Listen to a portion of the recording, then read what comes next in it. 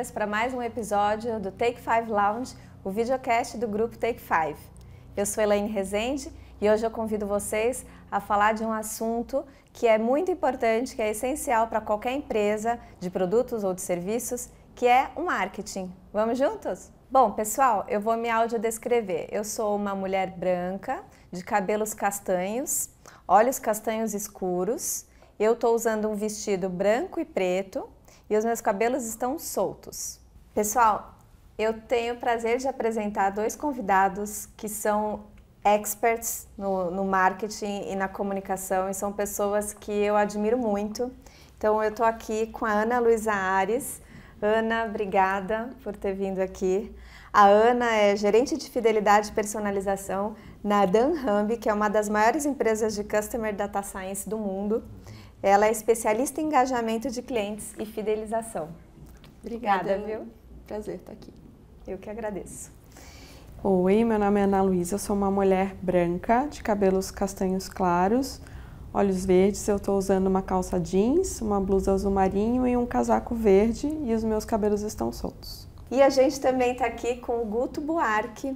O Guto é diretor de marketing da Intel Brasil e é um cara super focado em estratégias, sempre visando a inovação. Guto, que bom que saiu. Obrigado, eu que agradeço o convite. Obrigada. Eu sou o Carlos Buarque, também conhecido como Guto. Eu sou um homem branco, tenho cabelos castanhos escuros curtos, olhos castanhos e estou vestido de calça jeans e uma blusa listrada. Bom, pessoal, vamos começar. Eu queria saber de vocês, bem pontapé inicial mesmo, uma citação que vocês pensam quando a gente fala do marketing.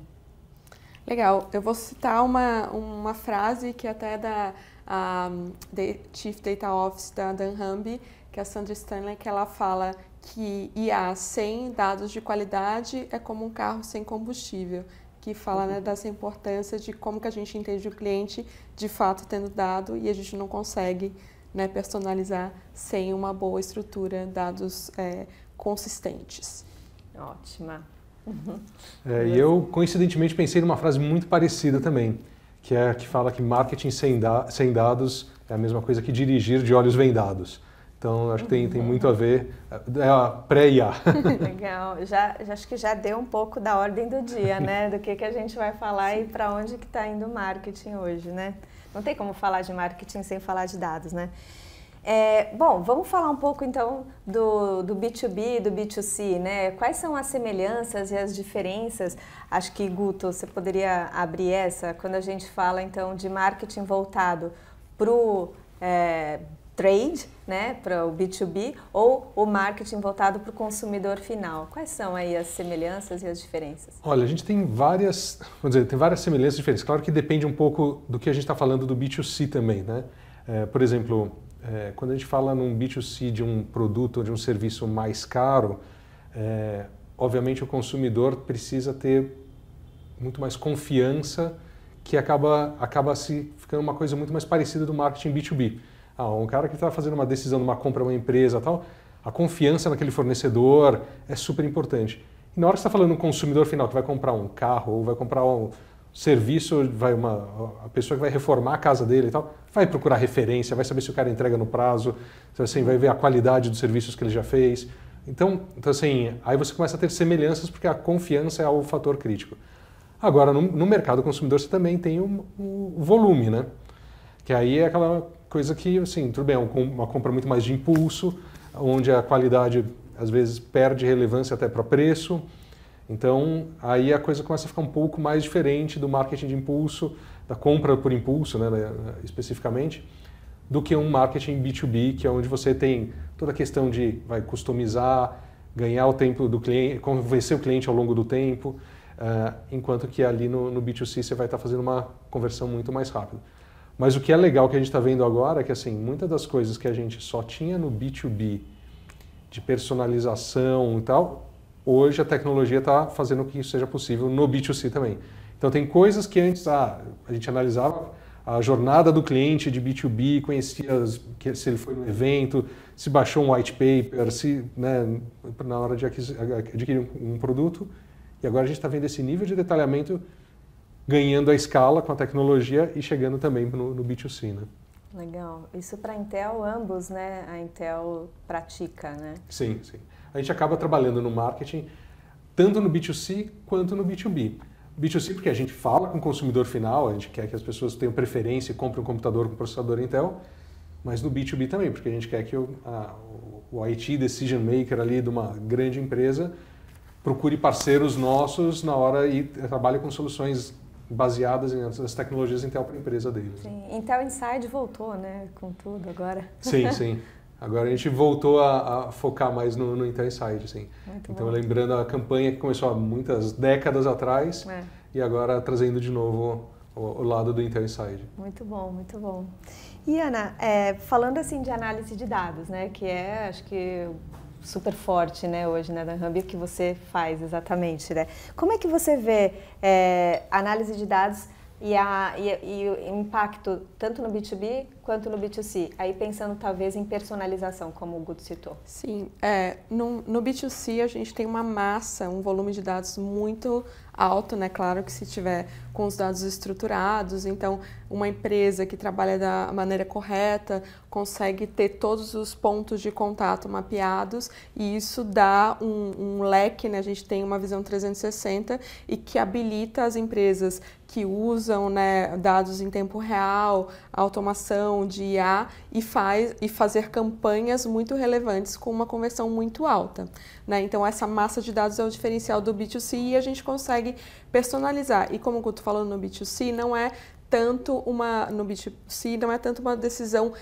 focada numa questão racional, ela é um composto, né? Então quando a gente faz as campanhas, a gente entende quais são os benefícios racionais ou funcionais, a gente vê uma questão de conveniência para ser uma compra fácil, né, interativa, inspiradora e também o aspecto emocional, que é o que a gente sabe que gera a fidelização de longo prazo. Quando a gente veio para o B2B, tem menos pontos de dados, mas a gente tem uma profundidade maior de conhecer quem que é a conta, aí tem o papel do gestor de conta, que tem que ter todo um mapeamento de qual que é o objetivo daquele negócio e a gente vai atuar muito mais na questão racional e como que a gente consegue, como empresa, ajudar o negócio a resolver os problemas que eles precisam e a vender mais, porque eles vendendo mais, a empresa vende mais. Então, é uma questão de muito mais focado no B2B e profundo, mas não tem tanto a diversidade e menos o apelo emocional, apesar de ser também uma pessoa que está lá, né, fazendo a decisão. Então, claro que a personalização do nome, o tipo de comunicação, o canal também faz sentido. Super, né? No fundo, são pessoas sempre, né? Human to human, né?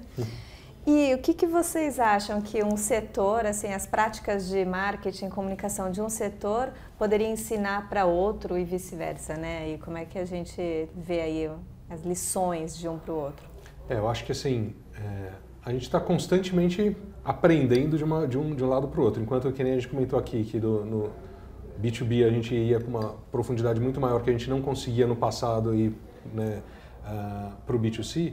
Hoje, com novas tecnologias, com barateamento das novas tecnologias, a gente consegue fazer isso também para o mercado, né, consumidor geral. Então, é uma das trocas. Por outro lado, a gente também vê o dinamismo do mercado B2C, que tem a agilidade, também entrando cada vez mais no B2B, até mesmo em questões de precificação de produto. Então as duas coisas acabam tendo uma via aí de duas mãos aqui que acaba trazendo aprendizados do B2B para o B2C e vice-versa, né? Boa.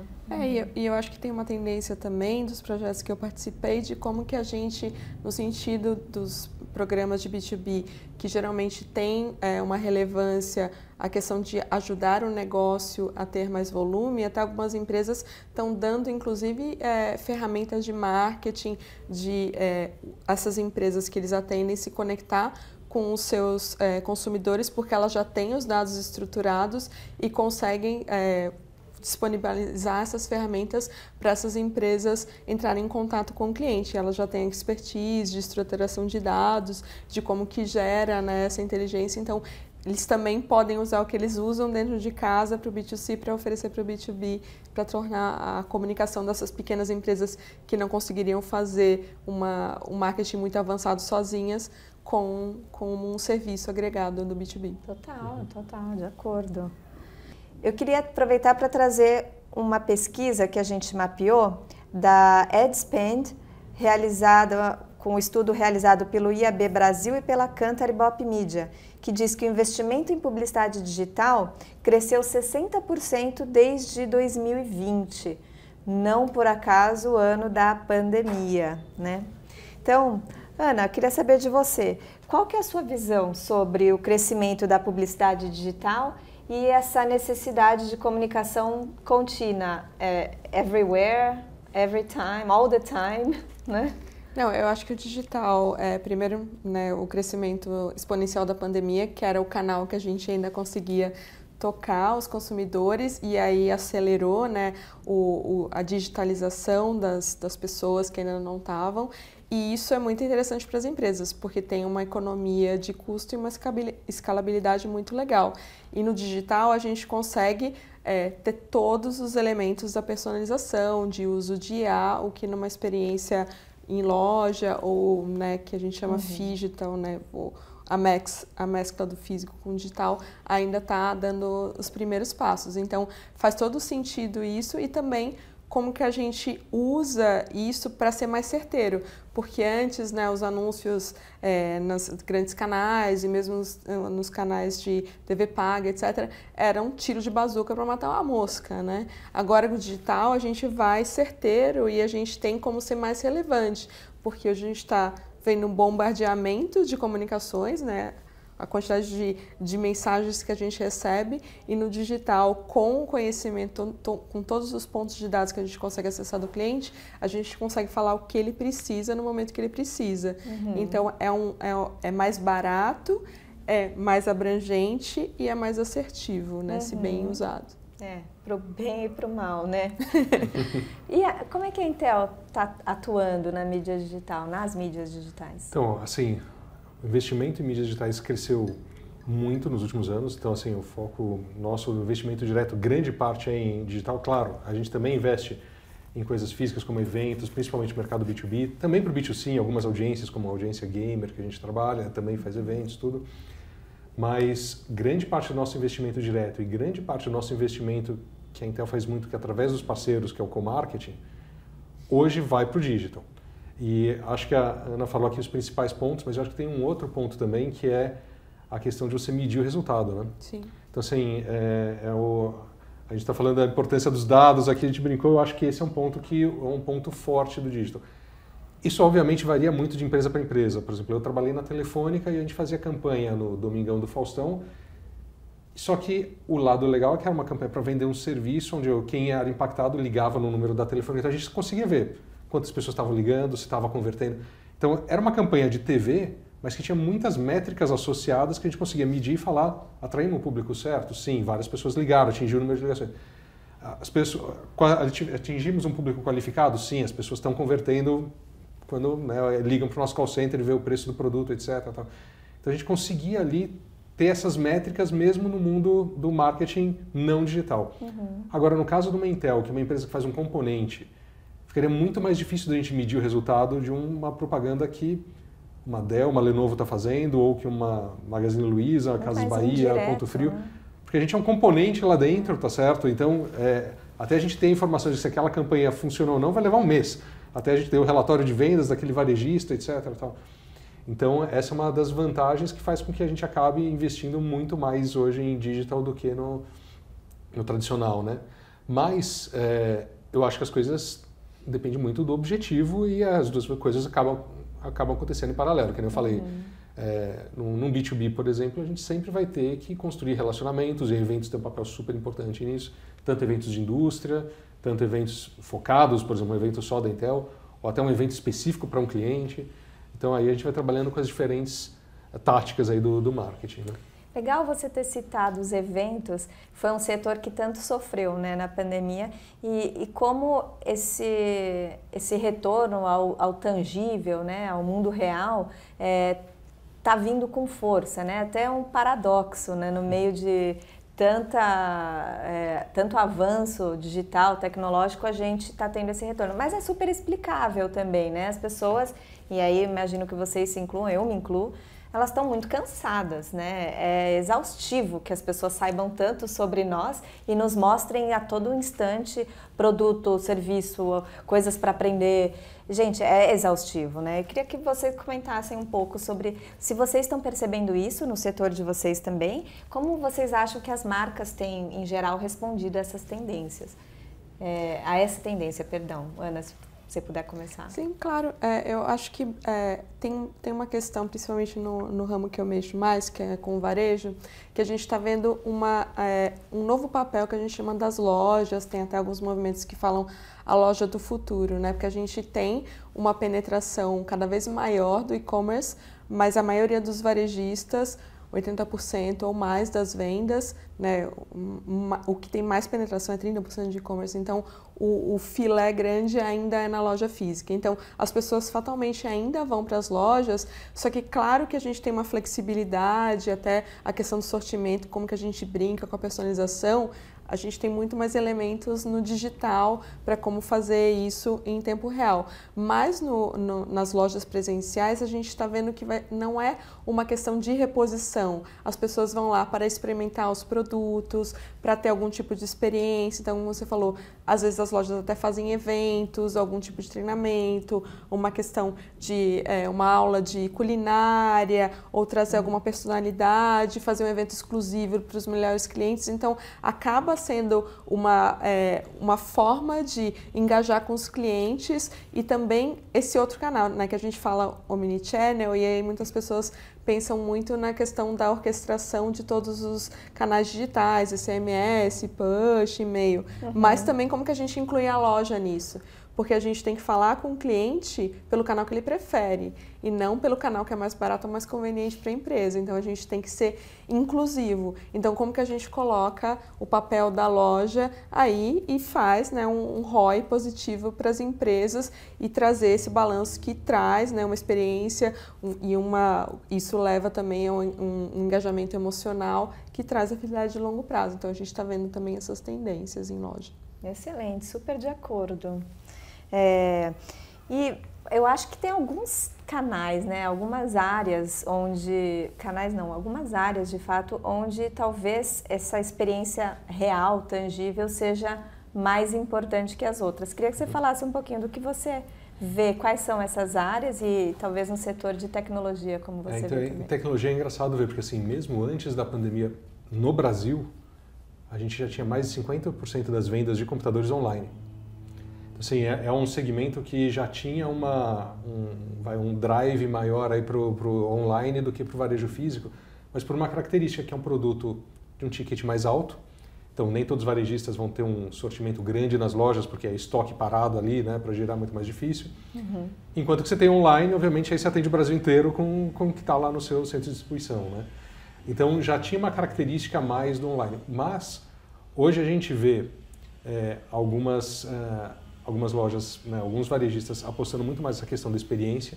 Até citando um exemplo, recentemente a gente fez uma ação que foi com a Asus e com a Fast Shop, no lançamento de computador, que é um evento dentro de uma loja da Fast Shop para mostrar um computador que é um computador que já tem processamento de inteligência artificial nele, então um AI PC, para as pessoas conhecerem e verem o que eu ganho em ter um computador que roda aplicativos de inteligência artificial localmente na minha máquina, quais são os benefícios e tal. Estava cheio o evento? Estava, e algo assim, que você faz, são eventos pequenos, obviamente, dentro da loja, para um número restrito de clientes, mas que você faz algo para mostrar uma experiência diferente, para ensinar algo diferente para aquele consumidor que ele fala, será que eu preciso de um computador com inteligência artificial? O que eu ganho ou não? Não sei, né? Então, a gente precisa educar ele e aí essa é uma forma de fazer. Agora, num cenário nosso, como a gente fala, que é mais de 50% das vendas antes da pandemia já era online, a gente acaba também trabalhando com outras, vamos dizer, ferramentas para tentar trazer um pouco da experiência do varejo físico para online. E um exemplo disso é o uso de influenciadores. Então, na hora de você comprar um computador, é muito fácil você comparar, esse processador é um Core i7, ou esse aqui é um Core i5, é um Core Ultra. Especificações é fácil de comparar. Mas tem aquela coisa aí, o touch and feel e o peso e o quanto que ele é sólido ou não, ou será que esse é mais frágil ou não, será que o teclado é bom ou não. Eu adoro olhar se a tela dobradiça fecha bem. Exatamente. E tem que olhar, porque esse, assim, Eu brinco assim, que eu vou comprar notebook, eu sou um cara chato, porque para mim uma das coisas que eu quero avaliar é o touchpad e o notebook e o teclado. Isso você não tem como saber se você não estiver lá. Agora, se você tem um reviewer que entende, que o cara fala, esse teclado é muito bom, pô, responde bem e tal, não sei o que, você fala, então eu posso comprar dessa marca.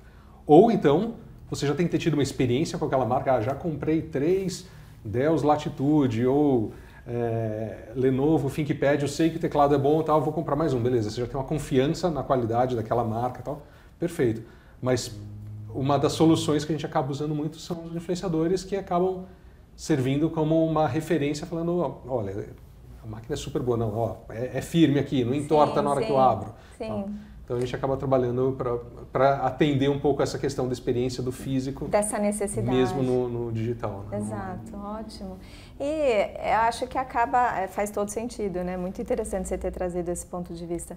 E assim, qual é a lembrança que fica, né? Assim, ver um anúncio ou eu assistir a uma live, por exemplo, com um influenciador, ou eu estar presente fisicamente, né? Certamente aquilo vai reverberar, óbvio, quando eu fui numa crescente, né? Sim.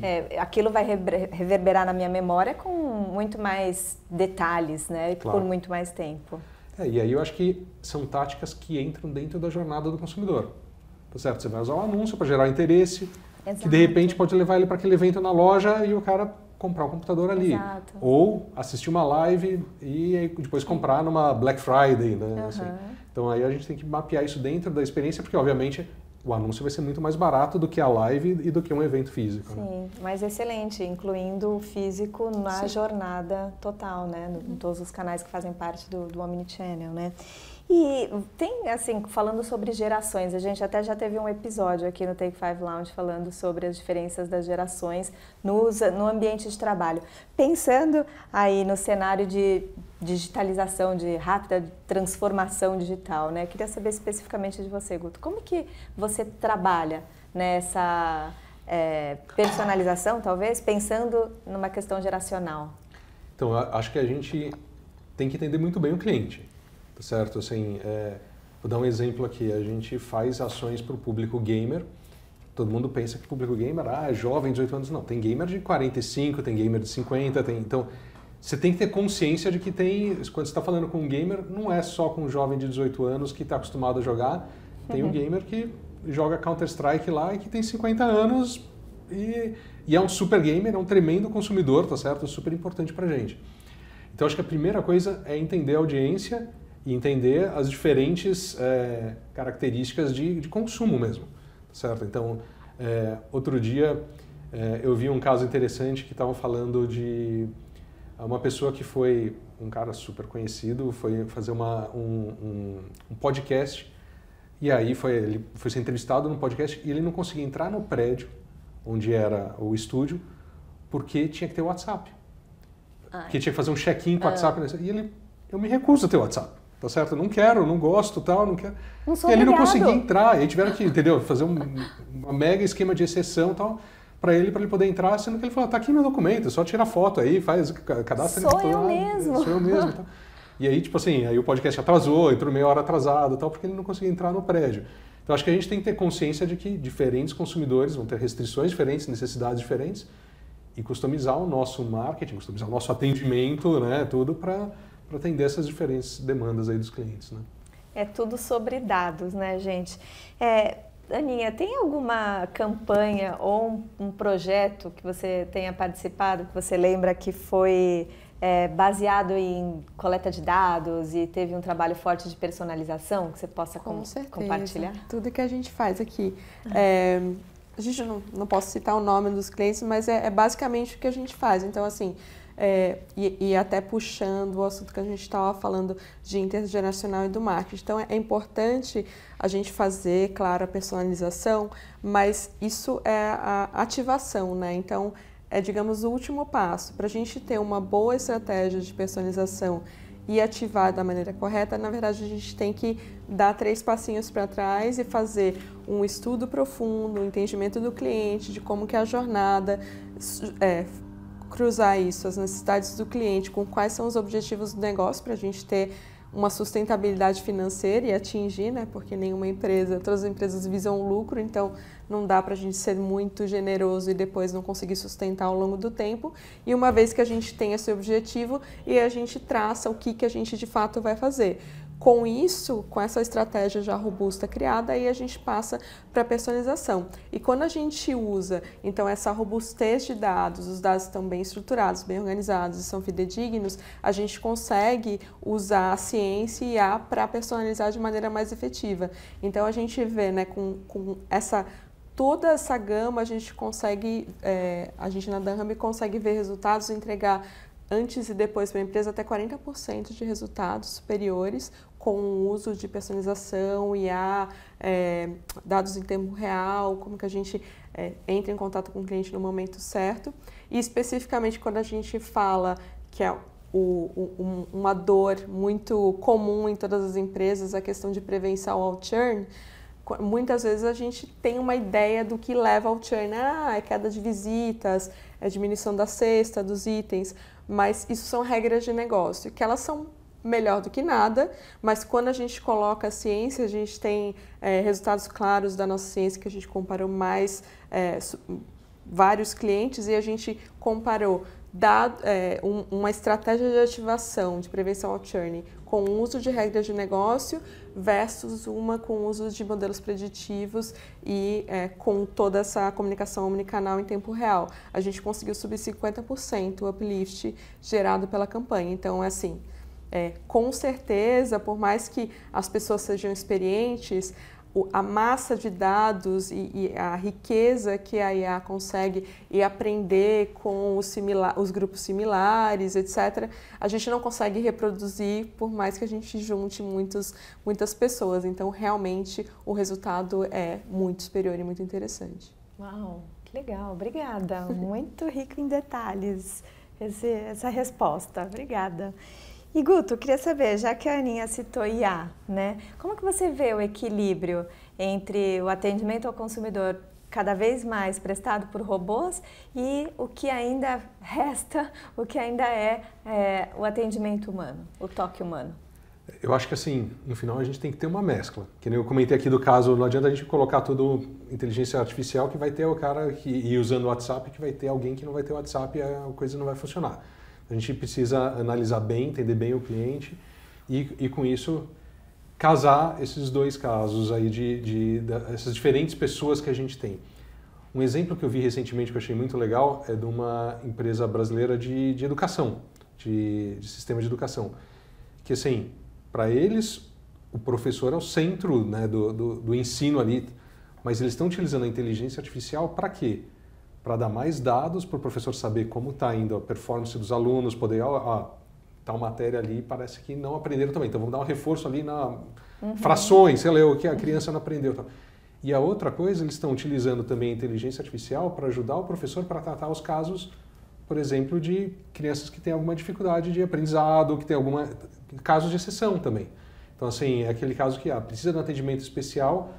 E aí, muitas vezes, o professor não tem o tempo, não tem o recurso, né? Às vezes, e é uma ferramenta que está empoderando ali o professor, que é a pessoa central no processo de aprendizado, a ter mais dados e fazer melhor o trabalho dele, tá certo? Tanto, né, tratando casos, né, excepcionais, tal, de crianças com dificuldades, até mesmo não só no dia a dia ali, tenho certeza que está desenvolvendo as melhores questões, que está aprofundando no conteúdo que precisa ser aprofundado porque não prestaram tanta atenção, que não aprenderam tão bem. Então, eu acho que esse é um balanço que tem que ser feito. Então, eu acredito que a IA entra como uma ferramenta muito mais de dar mais poder para as pessoas. Acho que esse é o principal objetivo aí. Claro, gera insegurança, as pessoas falam, alguns empregos vão deixar de existir, vão, tal, como todas as mudanças tecnológicas que a gente viu acontecendo. Mas eu acho que não é algo que assim vai fazer com que a gente faça mais e melhor, né? Você é bem otimista. Assim espero. Em relação, te vejo assim com o copo meio cheio. Legal. Que bom. Toda tecnologia tem seus problemas, tá certo? Eu acho que vai causar alguns traumas, tá? Mas eu acho que tem muito mais a entregar do que de positivo. Eu concordo. Que bom. Falando ainda sobre IA, né? que riscos e assim, benefícios, além dos que você já citou, Guto, vocês entendem que nós que trabalhamos com marketing podemos usufruir a partir dessa nova tecnologia? Eu acho que tem, assim, no nosso dia a dia como profissionais, a gente consegue otimizar muito o nosso trabalho, então coisas mais repetitivas que a gente fazia, ou mesmo, né, a gente fazendo as apresentações, a gente consegue consolidar todas as ideias e meio que bater um papo lá com o ChatGPT e ele ajuda a gente a estruturar as nossas ideias. E na parte de automação das empresas, essa questão que eu falei, né, de como a gente ser muito mais assertivo e por esse aprendizado de máquina a gente sobe as conversões. Mas também tem uma questão de como que a gente coloca os limites, né? Então a gente fala bastante de algumas blocklists, de alguns conteúdos sensíveis, que a gente tem que deixar que o modelo não vá por esse lado, porque eventualmente se tem um caso de exceção, o IA pode, né, desviar. Então como que a gente consegue ter essas barreiras para não ser intrusivo, para respeitar questões legais, né, LGPD, etc. Então como que a gente consegue fazer, que tem essas camadas, né, de controle de regras de negócio na IA, como que a gente entende tudo o que precisa ser feito para respeitar os limites e também respeitar as preferências dos consumidores, né, para não sobrecarregar e também não tocar em algum assunto que seja mais sensível, né? Boa, bons pontos. Eu acho que assim tem essa questão toda de que é o mais óbvio. A IA hoje está trazendo muito mais produtividade para a gente, então preciso criar um conteúdo, preciso revisar um material, preciso fazer um resumo de material, preciso traduzir e tal. São ferramentas que a gente já está usando isso no dia a dia e realmente está ajudando muito e trazendo muita produtividade. Mas eu acho que a gente ainda, de certa forma, está meio que assim no uso básico. Aí, claro, quando a gente pensa no que a gente entrega para o consumidor final, a gente fala, a gente vai conseguir personalizar muito melhor o conteúdo, ter algo, né, muito mais focado para a pessoa e não, né, só para aquele grupo, tal. Então vai trazer benefícios. Mas ainda assim, eu acho que tem muitos usos que a gente ainda nem conseguiu imaginar. A gente ainda está na superfície, assim, como é uma tecnologia, eu vou colocar nova entre parênteses aqui, com vários parênteses, porque a tecnologia em si não é nova, mas a massificação dela é nova, né? Uhum. Assim, eu brinco que a gente, quando eu trabalhava na Telefônica, que foi 2007, a gente tinha uma área de inteligência comercial lá que rodava modelos preditivos para a gente vender os serviços da Telefônica e que era excelente. Uhum. Só que quantas empresas tinham uma base da Telefônica, tinha capacidade de processamento, tinha uma equipe treinada para rodar modelos de inteligência artificial em 2007, sabe assim? E aí pegava a base, pegava um pedaço da base, rodava um modelo preditivo, aí rodava na outra para ver se ia funcionar ou não.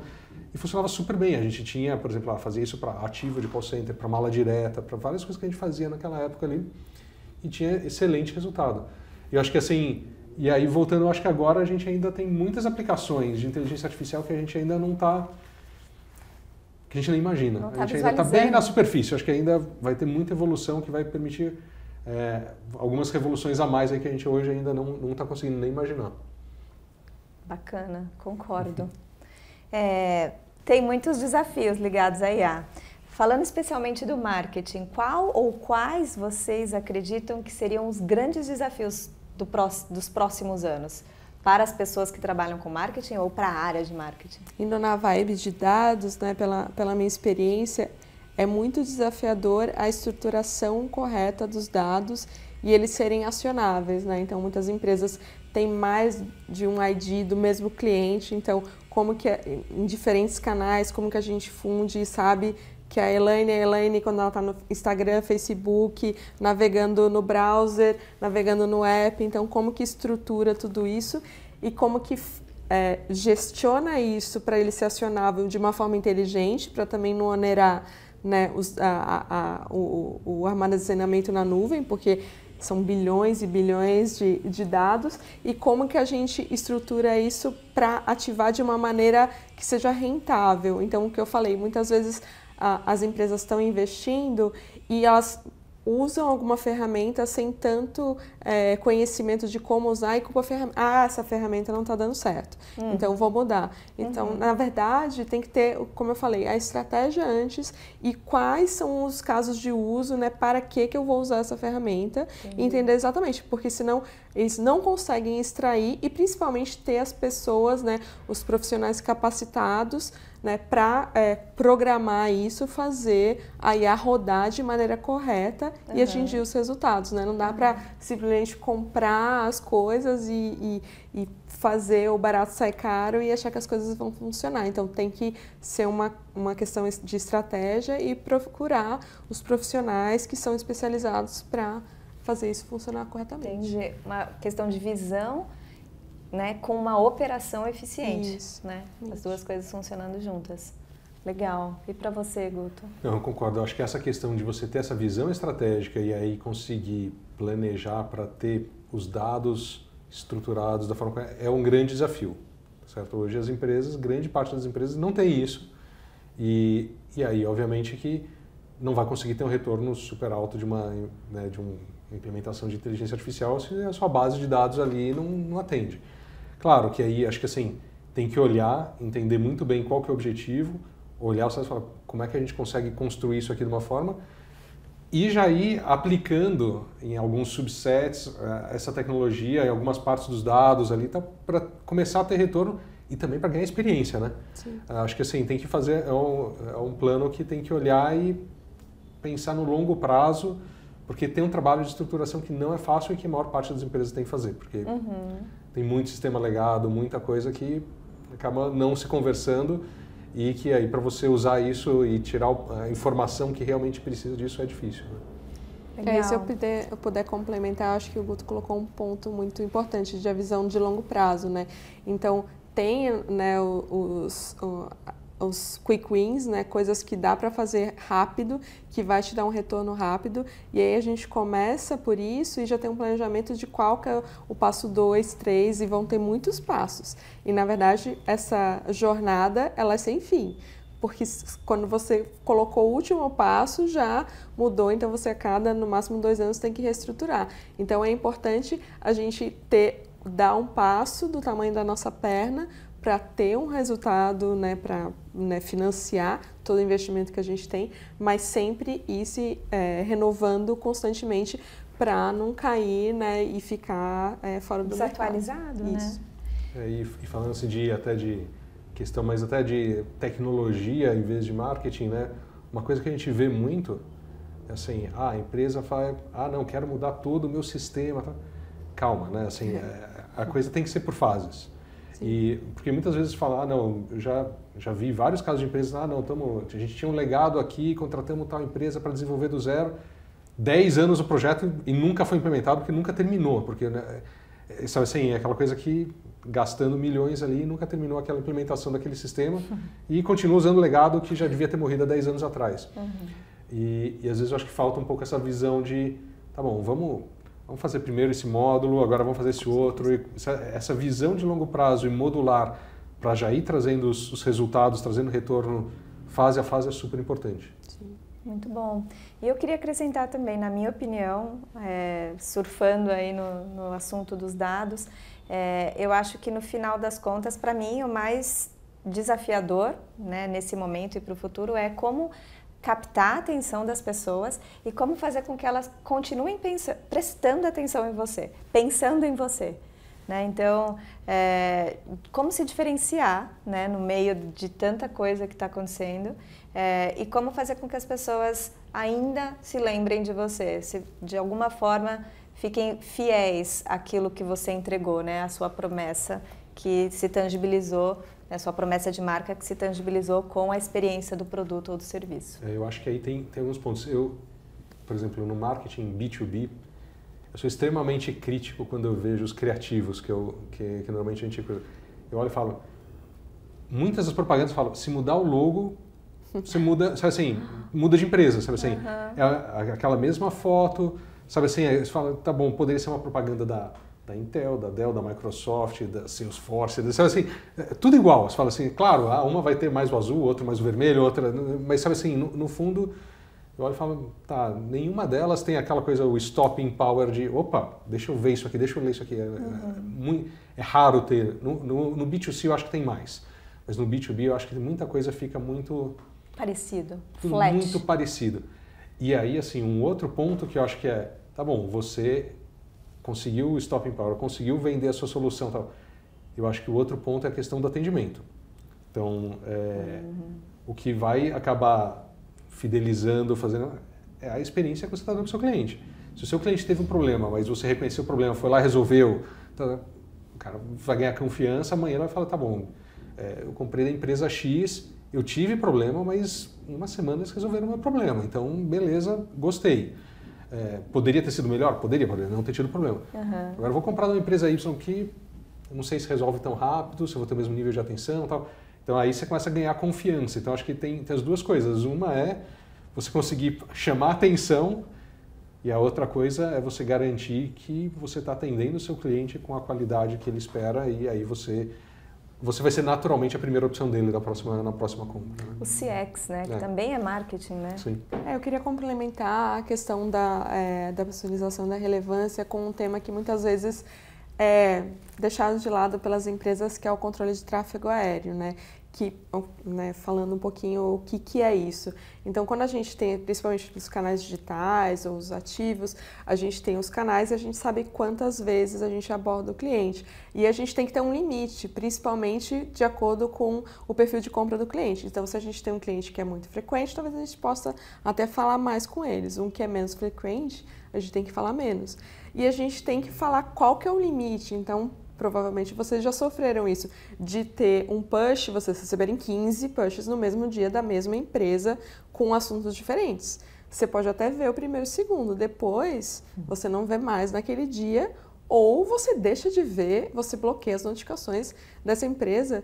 Então, é super importante para a gente não perder o canal com os clientes, né? Então, as empresas às vezes ficam assim, porque a gente tem, sei lá, uma audiência que poderia ser de 100 mil, e aí quando a gente aplica o controle de tráfego, ela cai para 80, etc., as pessoas que fazem as empresas, as áreas, podem ficar, né, frustradas, mas é uma questão de preservar o canal, porque no longo prazo as empresas têm que observar qual que é a taxa de unsubscribe de cada um dos canais. Então a gente começa a ver um crescimento alto, um sinal de que a gente não está trabalhando de maneira correta o controle de tráfego. E, principalmente, que o controle de tráfego tem que ser feito de uma forma de relevância, e não o primeiro que é enviado é o primeiro que sai. A gente tem que ter a programação semanal ou do dia, quais são os assuntos, e priorizar o assunto que mais importa para o Guto, que mais importa para a Elaine, e não simplesmente mandar o primeiro o primeiro horário que está na fila. Então, isso é uma questão que muitas empresas não fazem por conta de restringir a audiência, né? Então, o público que vai ser impactado é menor, mas a gente preserva o canal. Tem a questão da complexidade de programar na ferramenta, então como que a gente programa isso e certifica que ele está atualizado. E segundo, é como que a gente faz a priorização correta de acordo com a relevância para cada cliente, né? Idealmente usando as características do perfil e personalização. Legal, ótimo ponto. Não tínhamos pensado, obrigada por ter trazido. Eu queria fazer uma pergunta a respeito de como é que fica dentro do marketing, né? Dentro do lado de dentro das empresas, né?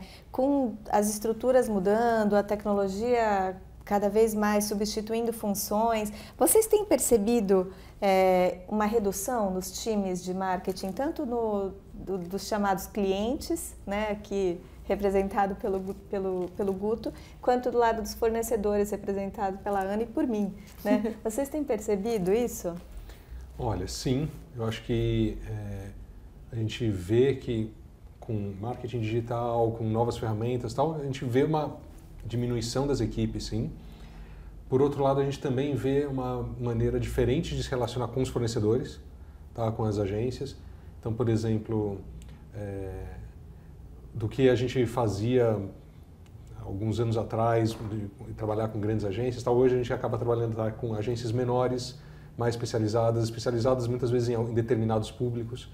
Então, eu quero trabalhar uma ação para B2B, vou trabalhar com uma agência que saiba criar conteúdo para B2B, que tenha essa expertise, porque vai ser muito mais fácil da gente se diferenciar e ganhar a atenção ali do cliente com um criativo mais bem produzido, mais customizado para aquela audiência. E mesma coisa também em segmentos de consumer, por exemplo. Ele pode, vou trabalhar com o público gamer, então vou trabalhar com uma agência especializada nessa audiência, que sabe conversar com essa audiência, sabe quais são os veículos que elas usam. Então fazer mais mídia na Twitch do que em outros canais, para justamente a gente acertar melhor e ser mais efetivo naquelas ações que a gente está fazendo. Então, de certa forma, eu vejo que assim, essa digitalização e a inteligência artificial está mudando os dois lados. Eu acho que muda tanto o lado do cliente quanto dos fornecedores, das agências. Concordo. Eu acho que eu vejo que tem tendências, né? Eu acho que depende do nível qual que é o estágio de maturidade de cada um dos clientes e qual que é a cultura da empresa, né? Porque a gente vê que tem algumas empresas que, como o Guto falou, usam os terceiros como já um canal rápido para atingir um resultado alto, porque eles já são especialistas. Então, você pula essa fila aí de todo o aprendizado e você já consegue chegar onde você quer usando o terceiro. Mas tem muitas empresas que têm uma cultura de internalização. Então, principalmente os ativos ou os tópicos que eles consideram como core, eles não querem compartilhar ou usam com restrições e aí com bastante cuidado. Então, eu acho que tem a ver com as empresas, mas eu acho que tem muito com a questão da complexidade que a IA trouxe, essa organização, estruturação de dados, de fazer ativação. Fatalmente, algum nível de terceirização de uso de fornecedores vai ter que acontecer. E o que acontece é que muitas vezes tem uma transição. Então, para começar rápido no mercado, se terceiriza, e aí a estrutura da empresa está mais enxuta, e conforme a empresa vai pegando traquejo, convivendo com os consumidores, ela convivendo com essa tecnologia, ela vai aprendendo e analisando o que vale a pena ela passar a ser interno e deixar de ser terceiro, e aí vai aos poucos subindo o interno e diminuindo o uso de terceiros para aquelas coisas que fazem sentido, né? Então, eu acho que, pelo menos do que eu tenho visto, tem bastante esse mix e a transição ao longo do tempo tendendo a diminuir a terceirização. Entendi. Muito legal, interessantes pontos de vista. E aí, com relação também aos próprios profissionais, né? As habilidades estão mudando, né? Conforme o ambiente pede, né? A gente também tem que se adaptar. Como vocês especificamente estão sentindo isso e o que vocês têm feito para se adaptar?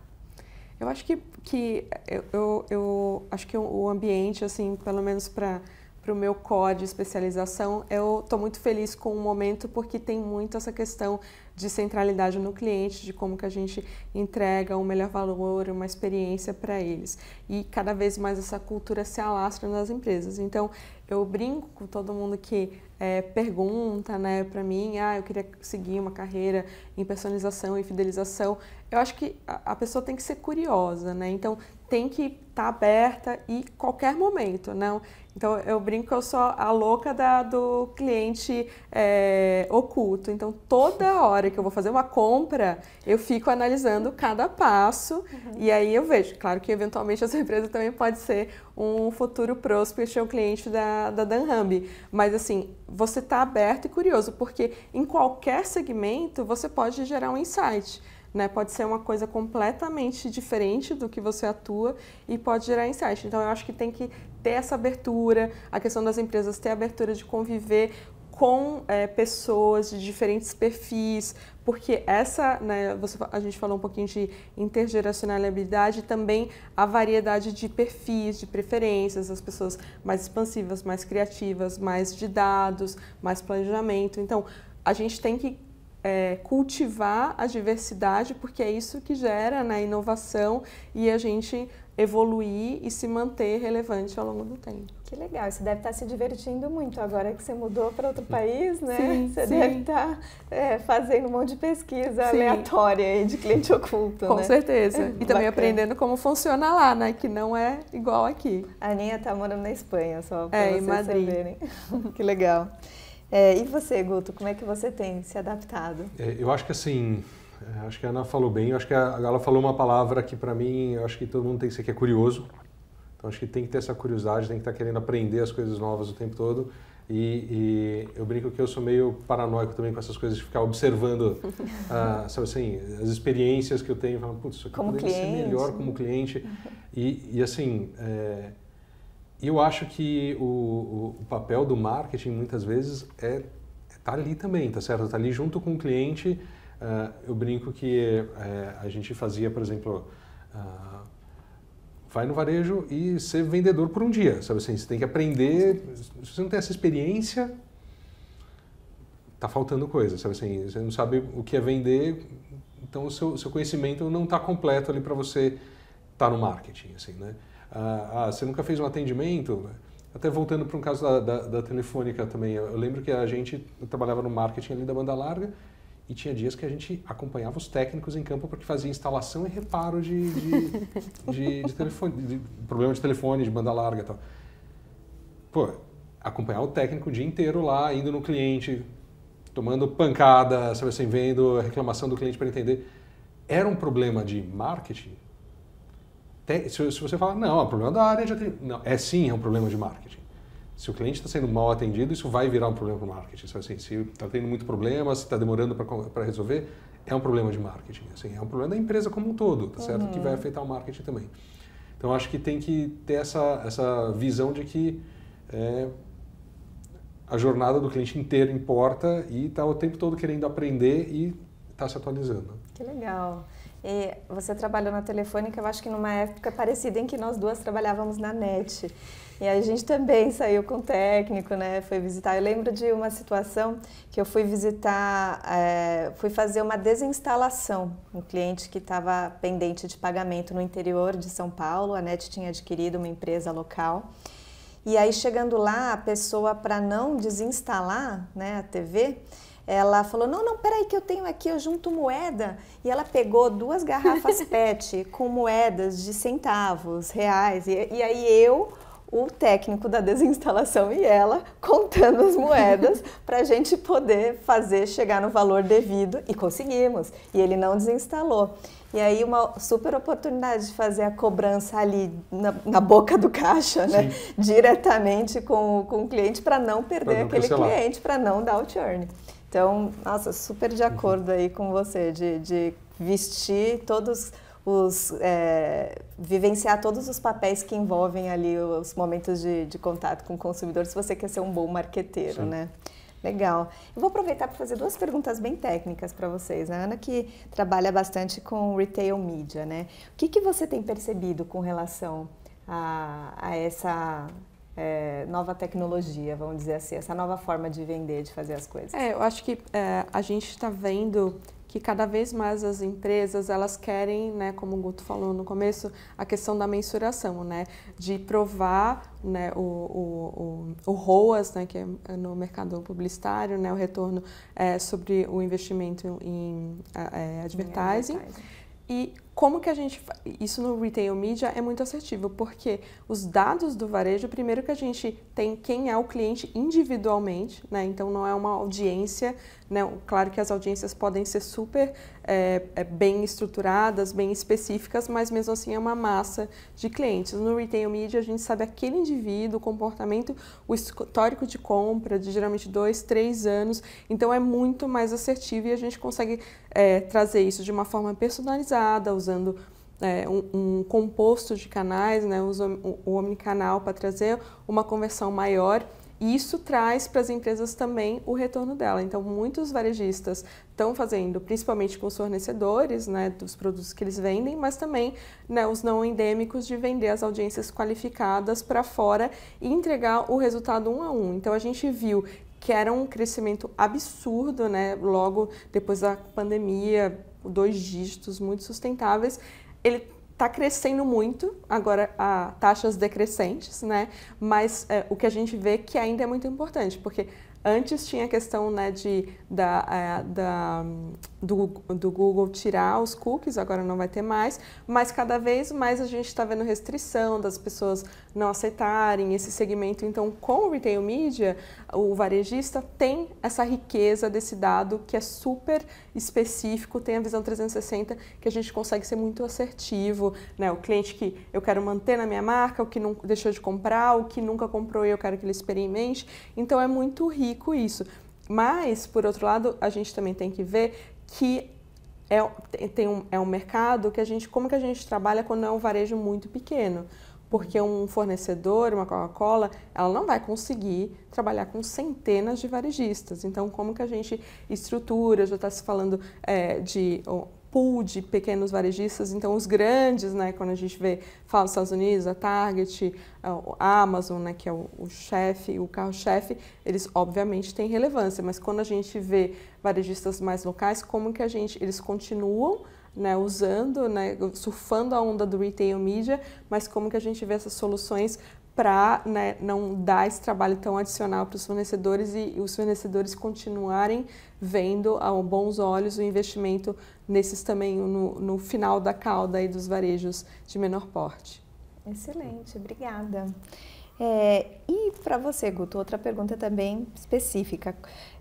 Você acredita que a evolução da tecnologia como um todo impactou no relacionamento das agências de publicidade que as empresas têm com as agências de publicidade, com os fornecedores? Sim. Você falou um pouco sobre isso, mas... Não, eu acho que tem um impacto, sim. Primeiro, assim, eu lembro até de muitos anos atrás, a gente tinha uma questão que era muito mais de falar das grandes campanhas, tal. Hoje a gente tem muito mais falar de resultados. Então, hoje acho que a questão da mensuração de resultado é muito mais presente do que o que era no passado, porque a gente acaba tendo muito mais dados, certo? Desde campanhas como a gente acabou de falar aqui, com Retail Media, que você consegue saber exatamente o que converteu, tal. Então, eu acho que isso já trouxe um lado nas conversas com as agências, um lado muito mais data-driven do que o que era no passado e continua evoluindo. Aí, como eu comentei, eu acho que agora a gente está tendo também trabalha com mais agências especializadas em alguns nichos. Então, isso pelo menos para a gente na Intel, eu sei que outras empresas também estão trabalhando da mesma forma, que é um pouco, que a Ana até comentou, uma forma da gente acelerar e ganhar tempo e aprender a conversar com outras audiências, né, já aproveitando a expertise de quem já faz isso, né? Então, eu vejo que são duas coisas que aconteceram muito nos últimos anos e que eu acho que é uma tendência que continua dentro dessa relação entre as agências e os clientes, tá? Agora, um outro ponto que eu vejo também a gente está tendo uma interação cada vez mais frequente. Certo? Como o marketing está cada vez mais dinâmico, com mais dados, os ajustes de execução têm que ser cada vez mais frequentes também. Então, é aquela sensação de que a agência, no fundo, tem que ser praticamente parte da empresa, porque tem que ter essa agilidade de, opa, tal campanha está performando melhor no retailer X, então vamos aumentar o investimento lá e tirar um pouco do Y. Ou por que não está funcionando isso? Problema de produto. Será que vendas consegue vender um outro produto lá para a gente ter um portfólio melhor e conseguir...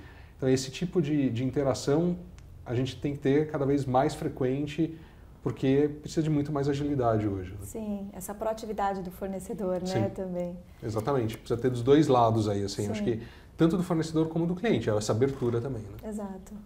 Legal. Adoro ouvir isso como fornecedora. E, gente, qual que é a tendência, ou quais são as tendências do marketing de hoje que vocês estão vendo?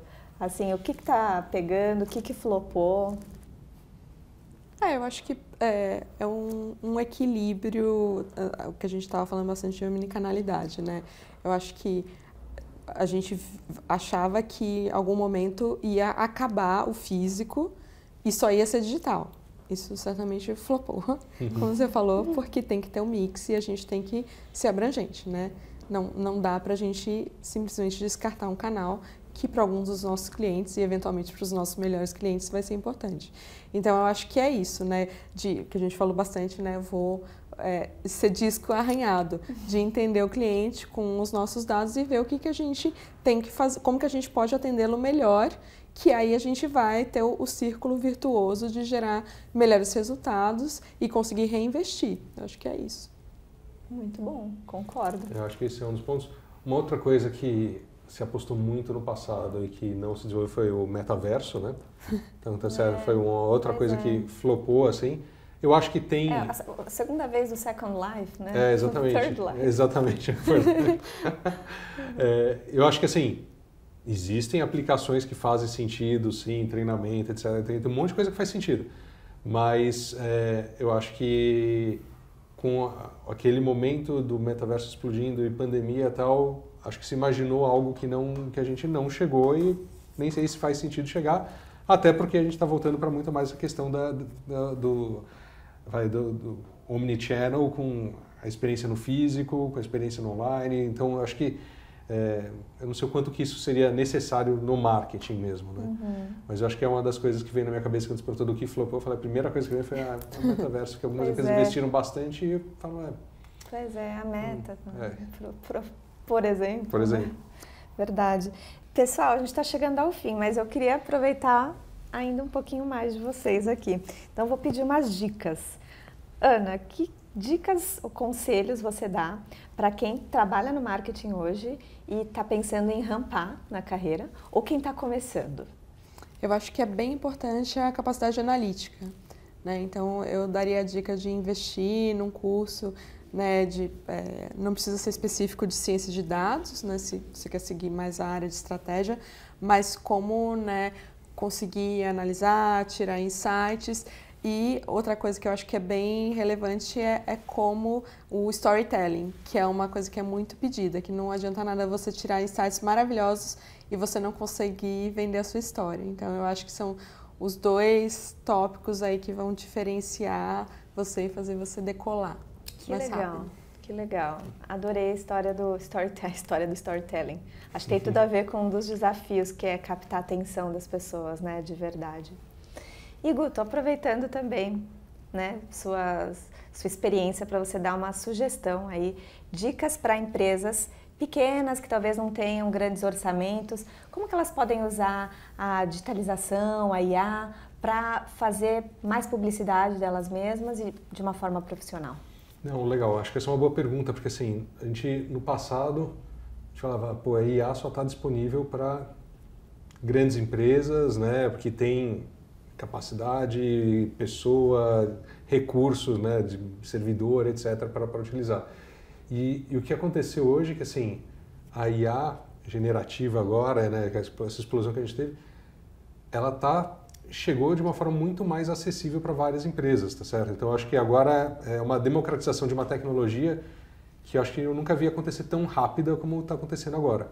E que é muito legal. Então, a gente já vê muitas startups, empresas que já estão nascendo pensando em inteligência artificial, com pouquíssimos recursos, pouquíssimas pessoas, mas que já estão pensando nisso.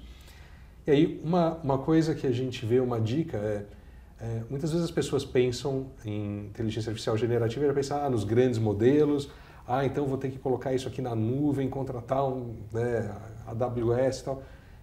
Não necessariamente você precisa trabalhar com um grande modelo de dados para você fazer uma análise, certo? Muitas vezes você pode pegar um modelo muito menor e rodar localmente no computador.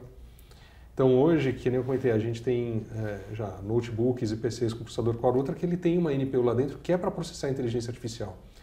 Então, determinados problemas, você até pode fazer um modelo num computador grande, mas você gera um modelo muito menor e roda localmente com um custo muito menor e que muitas vezes vai dar uma taxa de acerto, dependendo do tipo de necessidade que a empresa tem, super alta, com uma fração do custo, então transformando essa tecnologia ainda muito mais acessível para as empresas. Então é algo que assim a gente vê que eu comentei, acho que ainda tem muitas aplicações de inteligência artificial que a gente não consegue nem imaginar ainda. Uhum. Mas esse tipo de tecnologia vai fazer com que a gente possa ter mais aplicações de inteligência artificial rodando no seu computador, no seu notebook ali, e com custo muito mais baixo e fazendo isso ser muito mais acessível para pequenas empresas. Né? Excelente. E aí para resolver todos os tipos de problemas, né? Para você pensar produto, para você melhorar serviço, melhorar atendimento. Para você pensar numa campanha nova, qual o copy que você vai colocar no texto lá do seu post no Instagram. Então, assim, pode ajudar em diversas coisas. Os usos são infinitos, né? Exatamente. Gente, foi ótimo. Acho que deu para dar um excelente panorama de o que tem sido, o que tem bombado, o que é tendência, para onde estamos indo. Obrigada mesmo, vocês são excepcionais. Eu adorei nosso papo. Obrigado, eu agradeço. Imagina, foi um prazer. E muito obrigada por assistirem mais um episódio aqui do nosso Take 5 Lounge. Fiquem de olho nas nossas plataformas, a gente está no YouTube, a gente está no Spotify e tem muito conteúdo legal lá. Espero vocês no próximo. Tchau, tchau!